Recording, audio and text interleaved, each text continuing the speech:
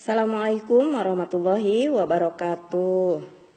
Ananda yang sangat Ibu cintai, kali ini Ibu akan memberikan materi yang ada di bab 2 mengenai iman kepada kodo dan kodar. Namun sebelum membahas materi kita ke depan, Ibu ingin menyapa terlebih dahulu bagaimana kabar kalian dan keluarga, mudah-mudahan dalam keadaan sehat walafiat.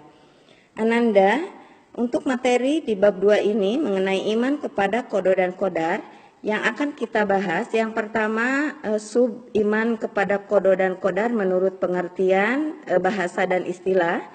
Kemudian yang kedua, ciri-ciri orang yang beriman kepada kodo dan kodar. Yang ketiga, mengubah kodo dan kodar Allah Subhanahu wa taala. Yang keempat, hikmah iman kepada kodo dan kodar. Yang terakhir, kejadian-kejadian di dunia mengenai kodo dan kodar. Baiklah Ananda, langsung saja pengertian iman kepada kodo dan kodar.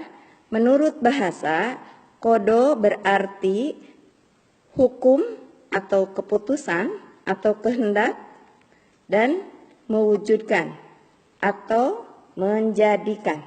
Itu menurut bahasa. Kemudian kodar menurut bahasa artinya kekuasaan atau kemampuan, ketentuan atau kepastian, ukuran, dan mengatur serta menentukan sesuatu menurut batas-batasnya. Kemudian menurut istilah, kodo adalah ketetapan Allah Subhanahu wa taala sejak zaman azali sesuai dengan kehendaknya tentang segala sesuatu yang berkenaan dengan makhluknya. Sementara kodar menurut istilah adalah perwujudan ketetapan Allah Subhanahu wa taala terhadap semua makhluk dalam kodar dan bentuk tertentu sesuai dengan kehendaknya. Jadi pengertian iman kepada kodo dan kodar adalah percaya atau yakin bahwa setiap yang terjadi dan yang akan terjadi di alam ini semua menurut apa yang telah ditentukan dan ditetapkan Allah Subhanahu wa taala sejak sebelumnya. Jadi mau tidak mau kesimpulan yang ada di pengertian kodo dan kodar, kita harus meyakini dengan sepenuh hati bahwa apa yang terjadi pada diri kita itu adalah yang sudah ditentukan oleh Allah. Maka itu yang disebut kepada pengertian iman kepada kodo dan kodar. Selanjutnya Ananda, kalau kita berbicara mengenai kodo dan kodar itu identik dengan takdir, ya. Takdir dapat dibedakan menjadi dua, yaitu takdir mu'alaq dan takdir mubram.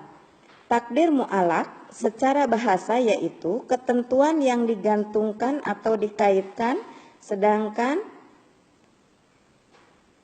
menurut istilah, takdir mu'alaq adalah ketentuan dari Allah yang masih ada kemungkinan untuk berubah dengan ikhtiar dan tawakal yang sungguh-sungguh dari manusia. Ya, jadi ada takdir yang memang bisa dirubah oleh kita semuanya, maka itu disebut dengan takdir mu'alaq. Misalnya, untuk kalian sebagai siswa, ada satu ikhtiar di mana untuk mempersiapkan kelas 12 supaya lulus, ya. Itu ada satu usaha, di mana usaha-usaha itu diberikan kepada kalian semaksimal mungkin untuk dilakukan. Bagaimana caranya supaya kalian kelas 12 bisa lulus? Berarti ada satu usaha yang memaksimalkan, ya. Maka itu sudah disebut kepada takdir mu'alaq. Kemudian untuk contoh yang lain, misalkan yang miskin itu menjadi kaya ada satu usaha. Ya, tidak begitu saja orang yang kaya tanpa usaha itu impossible, nggak ada.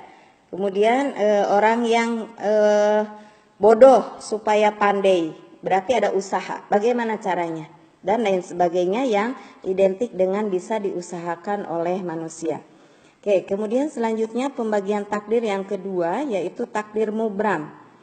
Yaitu ketentuan Allah Subhanahu wa taala yang telah ditetapkan atau diputuskan dan pasti terjadi, yang tidak dapat diubah lagi dan harus diterima dengan ikhlas, ya.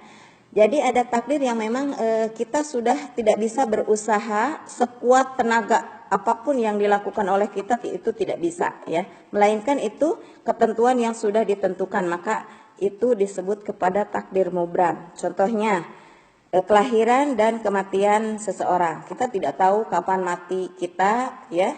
Kemudian jenis kelamin itu tidak ada yang mau kita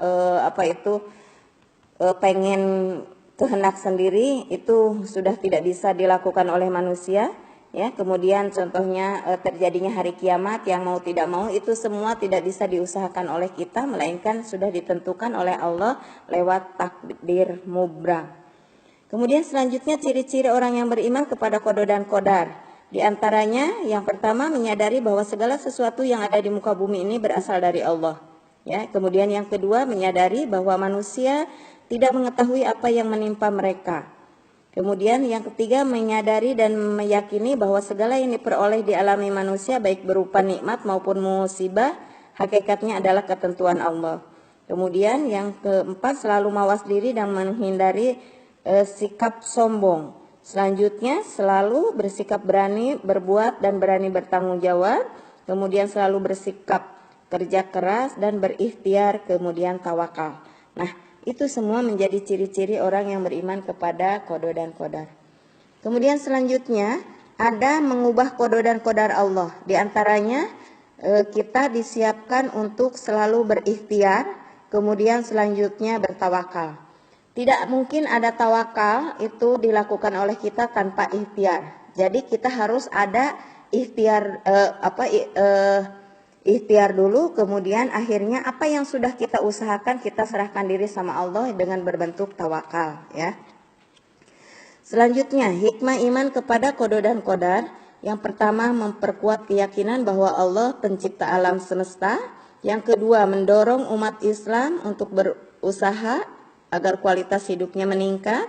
Selanjutnya meningkatkan ketakwaan kepada Allah, kemudian menyadarkan hati untuk menerima kenyataan dengan rela, kemudian menumbuhkan kesadaran bahwa alam semesta dan isinya berjalan sesuai dengan ketentuan Allah, dan menumbuhkan sikap dan perilaku terpuji ya. Itu hikmah kita mempelajari iman kepada qada dan qadar.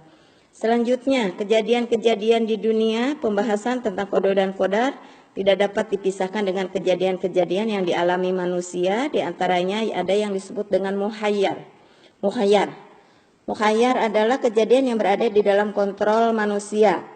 Ya, ini dikaitkan dengan manusia mempunyai peran atas kejadian yang terkait dengan dirinya. Berkaitan dengan kejadian muhayyar, manusia akan dimintai pertanggungjawabannya oleh Allah. Karena semua yang terjadi adalah atas pilihan manusia, apakah ia melakukan dengan baik atau meninggalkan perbuatan dengan sebaik-baiknya. Kemudian ada musayyar, kejadian yang berada di luar kontrol manusia.